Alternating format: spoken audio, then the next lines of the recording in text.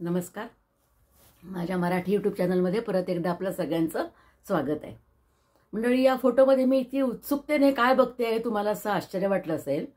मी एका ठिकाणी हळदी कुंकाला गेले होते आणि तिथे मी बघितलं की त्यांनी छान साजं अगदी साजं म्हणजे कार्यक्रमाला साजेल असं पण साधं असं डेकोरेशन केलं होतं छोटंसं. कारण आजकालच्या मुली सगळ्या जॉब करणाऱ्या असतात, सगळं ऑफिस आणि घर सांभाळून त्यांना हे करावंसं वाटतं, हे पण त्यात कौतुकास्पद आहे.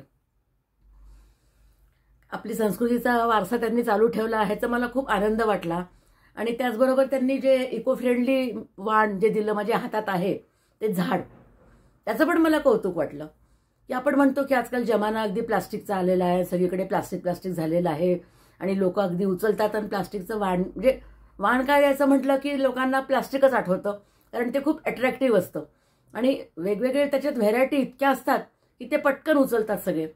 पण ते वाण दिलं आणि मग ते घरी आणलं की त्याचं यूज काय असतो, एखाद्या कपाटात राहतं, नंतर डब्यात कुठेतरी पडून राहतं आणि मग कोणाला तरी दिल्या जातं रे तर फेकलं जातं क्रॅक झालं की. मग सांगा बरं अशा वाणाचा उपयोग काय.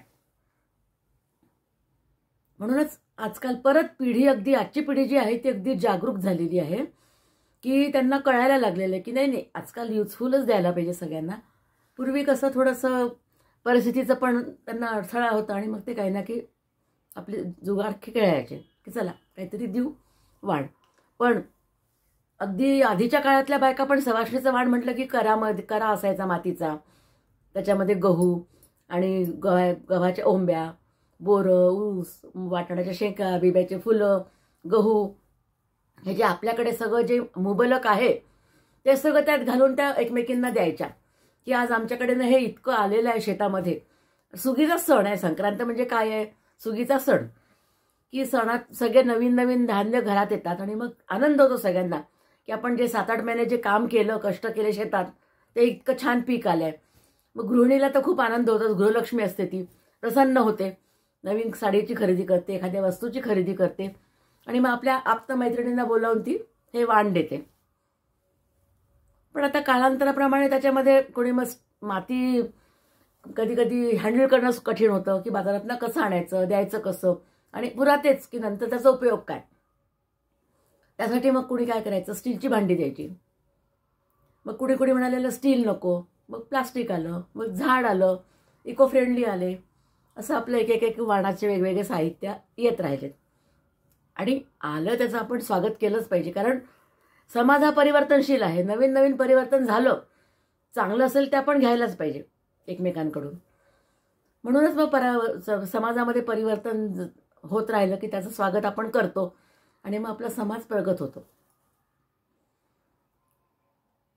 प्रसिद्धी आणि प्रगती काय असते, हो हीच असते ना, एकमेकींना ओळखायचं, जाणून घ्यायचं, एकमेकींकडचे चांगले गुण घ्यायचे, तिच्याकडे काही एखादं चांगलं असेल तर ते घ्यायचं आपल्याकडे. त्यालाच आपण काय म्हणतो, एक दुसऱ्याशी ओळख होते, वाढते. आणि हळदी कुंकाचा हाच एक उद्देश असतो की स्त्रियांना थोडंसं सामाजिक जीवन मिळावं आणि मन प्रसन्न होतं. आणि शेवटी काय असतं बघा, मन प्रसन्न होणं हे महत्त्वाचं आहे. मग त्यामध्ये मोबाईल आलाच आहे, वेगवेगळ्या रील करणं आलंच आहे, अशा आजकालच्या हळदी कुंकाचं स्वरूप असतं. पण त्यातल्या त्यात हे मला अगदी कौतुकास्पद वाटलं, म्हणून मी याच्यावरती एक व्हिडिओ करायला की बा चला आपण त्याच्याबद्दल बोलू. संक्रांतीचं बोलायचं म्हणजे तेच पुन्हा तिळगुळ घ्या, गोड गोड बोला, तिळाचं महत्त्व हे सगळं सांगायचं ऐवजी मी आता रथसप्तमीच्या निमित्ताने हा व्हिडिओ घेतला आहे करायला. रथसप्तमी म्हणजे संक्रांतीचा एंड. जसा वातावरण अगदी बदललं, आधी किती थंडी होती, आता किती उन्हाळा चालू झाला, घाम यायला लागला, सगळ्यांना फॅन लागायला लागले आणि एकदम सूर्याचे आपले दाहक दाखवायला सुरुवात केली.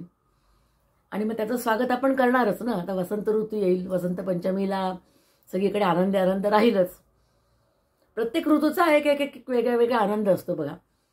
मग रथसप्तमीला आपल्या तिळगुळाची पोळी आपण करतो, कारण तिळगुळ पोटात गेला म्हणजे थोडी आधीची जी थंडी असते त्याला थोडंसं मेंटेन करायला आपल्या शरीराचे तापमान तिळगुळ हे आवश्यक असतं. म्हणून या 3 आठवडे महिनाभर आपण संक्रांतीपासून रथसप्तमीपर्यंत तिळगुळाचे पदार्थ, तिळाची चिक्की म्हणा, तिळगुळाच्या पोळ्या म्हणा, तीळ लावून बाजरीच्या भाकरी, भाजीमध्ये पण तीळ टाकतो, म्हणजे अगदी तिळाचं मनसोक्त वापर आपण करत असतो. याचं कारण काय? तिळामध्ये कॅल्शियम असतं हे सगळ्यांनाच माहिती आहे. ऑइल असतं हे पण माहितीच आहे. त्यामुळे आपली स्किन तुकतुकीत व्हायला मदत होते.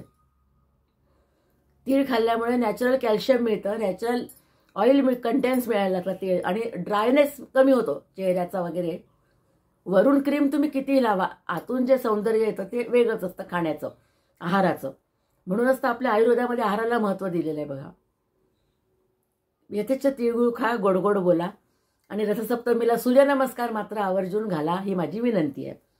कारण काय, सूर्याचं स्वागत आपण रोज अर्घ्य देऊन करा किंवा कसंही करा ते वेगळं, पण रथसप्तमीला त्याचं स्वागत केलं तर त्याला किती आनंद होईल. म्हणून ते सगळे अगदी सामूहिक सूर्यनमस्कार घालायचा त्या दिवशी संकल्प करतात की नाही, आज रथसप्तमी आहे, आपण त्या दिवशी सगळे सूर्यनमस्कार घालून सूर्याला अगदी अभिवादन करू. आणि तिथूनच आपली वाटचाल चालू होते आरोग्याकडे. आणि आरोग्य धनसंपदा शत्रुबुद्धी विनाशाय दीपज्योती नमस्तुते. दीपक काय, सूर्य काय, हे सगळे दिव्याचे प्रकार असल्यामुळे प्रकाश आला म्हणजे आपल्या आतलं जे अज्ञान असतं ते बाहेर पडतं, आणि प्रकाश आत गेला की अज्ञान बाहेर पडतं. दुरितांचे तिमिर जावो, अज्ञानांचा अंधकार बाहेर गेला म्हणजे प्रकाश आपल्या आत येतो. मग आपल्याला ज्ञानाचा प्रकाश मिळाला म्हणजे मग काही प्रश्नच नाही आहे. हे जे भांडवल आहे ते कुठेही जात नाही आणि कुणीही चोरून घेऊ शकत नाही आपल्यापासून. आपापल्या तब्येतीप्रमाणे, कुवतीप्रमाणे 3 सूर्यनमस्कार तुम्ही घाला. तुम्हाला पहा महिन्याभरात सुद्धा फरक वाटतो. स्त्रियांना सुद्धा इतकी लवचिकता येते, आणि जो हार्डनेस आहे, स्टिफनेस आलेला असतो हाडाचा मसल्सला, तो स्टिफनेस जातो. लहान मुलं तर अगदी इझिली घालू शकतात, कारण त्यांचं म्हणजे ते बोनलेसच मुलं असतात, जसे अगदी फटाफट अगदी मेणाची बाहुली म्हणा त्यांना तुम्ही. पण आपल्यासारख्यांना जरा त्रास होतो, सूर्यनमस्कार घालायचे म्हटलं तर आपल्याला कठीण होतं. पण म्हणूनच रथसप्तमी जी येते वारंवार आपल्याला रिमाइंड करायला येते की नाही, तुम्ही सूर्यनमस्कार विसरू नका. तुम्ही दुसरं काही करू शकत नाही तरी माझं स्वागत करा, माझी उपासना करा. आणि 3 जरी सूर्यनमस्कार घातले, 12 घालायला पाहिजे शास्त्राप्रमाणे, म्हणजे 12 नावं पण सूर्याचे घेतल्या जातात.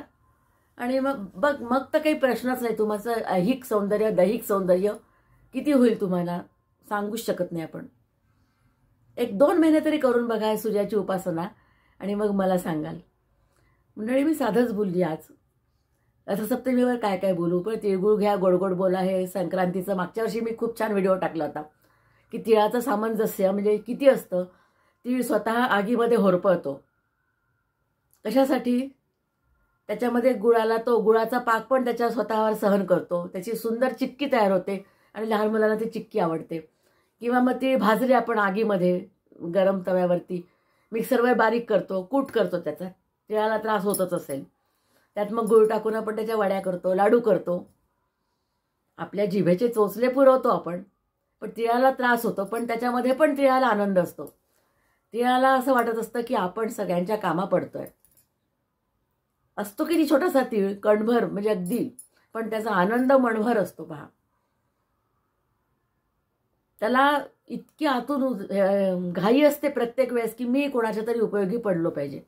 मग तिळावरतीच आपण साखरेचा पाक टाकून हलवा करायचे बघा पूर्वी. आता रेडीमेड हलवा आणतात, पण पूर्वीची पद्धत होती की अगदी मंद आचेवरती पितळी किंवा स्टीलची परात ठेवून त्यामध्ये तीळ टाकायचे, आणि साखरेचा जो पाक असतो अगदी कच्चा, तर जिथली मळी काढलेली असते त्यामुळे तो हलवा पांढरा शुभ्र दिसतो. मग एक एक थेंब टाकत त्याला हलवत राहतात तिळाला. हलवा म्हणूनच त्याला हलवा म्हणतात. हलवून जो करतात, आणि मग त्याला जो सुंदर काटा येतो, तो काटा अगदी बघण्यासारखा असतो. जुन्या गृहिणी खूप दुपारी बसल्या की ते काम चालू करायच्या संक्रांतीच्या 1 महिना आधीपासून, आणि छान पांढऱ्या स्वच्छ कपड्यामध्ये झाकून ठेवायच्या. बघा माझा एवढा हलवा झाला, तुझा किती झाला असं म्हणायच्या. आणि दागिन्यांचा वेगवेगळ्या साईजचा, वेगवेगळ्या रंगांचा हलवा सुद्धा त्या घरी करायच्या. नेकलेसमध्ये बदामाचं लॉकेट टाकायचं, तर बदामावरती हलवा करायच्या, केशरी रंगाचा नाही तर लाल रंगाचा. आणि बाजूबाजूने पांढरे हलव्याचे मोत्याचे सर जसे, आणि मध्ये तो बदामाचा लाल खडा, स्टोन म्हणू आपण त्याला. जसं इतकी शाईन नसते, पण तो कळतं की लाल रंगाचा बदामाचा हलवा आहे, मोठा पेंडंट सारखा. किती कलात्मकता होती बघा जुन्या काळी. आता तर सगळं इतकं इझिली अवेलेबल झालंय. फटाफट सगळं तुम्ही मटेरियल आणा, कापलेलं सुद्धा मिळेल तुम्हाला आजकाल. डेकोरेशन करा आणि फॅब्रिक ग्लूनी चिकटवून टाका की तुमचा अर्ध्या तासात दागिने तयार. रेडीमेड प्लास्टिकची रबराची फुलं मिळतात कलरफुल, ती मध्ये मध्ये घातली की अर्ध्या तासात तुमचा हार तयार. मग काय 1-1.5 तासामध्ये तुमचे पूर्ण दागिने तयार होतात बघा आजकाल हलव्याचे. पण स्वतःच्या हाताने करून स्वतःच्या नातवांना म्हणा, सुनेला म्हणा घालायचे ते जो आनंद असतो तो वेगळाच होता. पण चला, कालाय तस्मै नमः मी तुम्हाला मागेच म्हटलेलं आहे. कारण जग इतकं स्पीडनी पुढे पळत आहे की इतका कोणाला वेळच नाही आहे की हलव्या घरी करतील, दागिने करतील. अहो, दागिने केलेले घालायला सुद्धा आजकालच्या मुलींना वेळ नाही आहे. कॉर्पोरेट जगामधलं तुम्हाला सगळ्यांनाच माहिती आहे की त्यांची अगदी मीटिंग्ज असल्या आणि रात्रंदिवस जागरण करून त्यांचा मूडच नसतो. मग त्या काय आयडिया करतात, कधीतरी एक दिवस स्टुडिओत जाऊन कॅमेऱ्यासमोर ते दागिने भाड्याचे असतात ते घालून फोटो काढून घेतात आणि आपली हौस भागवून घेतात. आजकाल काळ्या साड्यासुद्धा खूप सुंदर मिळायला लागल्या. संक्रांतीला काळ्या साडीचं खूप महत्त्व असतं आणि काळ्या साडीवरती खडी असते, चांदण्यांची बारीक बारीक खडी. ती साडी नेसून मग त्याच्यावर हलव्याचे दागिने जर घातले तर ते इतके सुंदर दिसतात. आणि आजकाल चांदीचे पण दागिने खूप सुंदर आलेले आहेत. मग आजकालच्या मुली दागिने चांदीचे घालतात प्लस हलव्याचे घालतात. आणि काळी साडी असते त्याला थोडंसं मेटॅलिक सिल्वर बॉर्डर वगैरे असली की मग तर पाहायलाच नको. पैठण्यांमध्ये आजकाल खूप कलात्मकता निघाली आहे, सगळी चंद्रकोरीची पण निघाली आहे. आणि मागे अगदी लहानपणी आमच्या गाणं असायचं ते काळ्या साडीचं, काळी चांदण्यांची साडी वगैरे असं म्हणून. तर खरोखर काळ्या त्याच्यावरती म्हणजे काळं काळं आकाश आणि त्याच्यावरती चांदण्यांची खडी, चांदण्या पसरल्यात का असं वाटायचं आम्हाला. खूप कौतुक वाटायचं. छोट्या छोट्या लाह्यासारखं असायचं ते, ज्वारीच्या लाह्या असतात ना तसेच खडी असायची ती व्हाईट कलरची. तर काळ्यावरती व्हाईट खूप सुंदर दिसायचं. एकेका वस्त्राचं त्या वेळेस खूप महत्त्व असतं बघा. काळी साडी म्हटलं की संक्रांत आठवलीच पाहिजे. आजकाल पैठण्या घालतात सगळे, सुंदर दिसतात पैठण्या सगळ्या प्रासंगिक आणि हळदी कुंकाला त्या सुंदरच दिसतात अगदी. असं एक रथसप्तमीचं महत्त्व मी तुम्हाला सांगितलं. रथसप्तमीचं झालं, वाणाचं झालं की वाण कसं असायला पाहिजे. त्याचप्रमाणे कुणी मग ॲक्युप्रेशरची प्लेट देतं, कुणी काही देतं. असं करून म्हणजे आजकाल लोक इतके कॉन्शियस झाले आहेत हेल्थच्या बाबतीमध्ये की नुसतं हळदी कुंकाला बोलावलं आणि हळदी कुंकू दिलं, खायला दिलं, मोकळं केलं नाही. त्याच्यातनं एक छोटासा संदेश पण देतात की हे तुम्हाला मी ही ॲक्युप्रेशरची प्लेट देते आहे, ही तुम्ही यूज करा आणि तुमचं आरोग्य सुधारा. जे लोक अगदी व्यायाम करू शकत नाही, प्राणायाम करू शकत नाही, ते हे ॲक्युप्रेशर सहज करू शकतात बसल्या बसल्या. अशा गृहिणी एकमेकींना मदत करत असतात. हे पाहून मला खूप आनंद वाटला की आजचा समाज जितका जितका जागरूक होत चाललेला आहे की खरोखरच त्यांचं कौतुक करणं तितकं थोडंच आहे. कसं वाटलं माझं बोलणं तुम्हाला? आवडलं असेल तर लाईक करा, सबस्क्राईब करा. नमस्कार.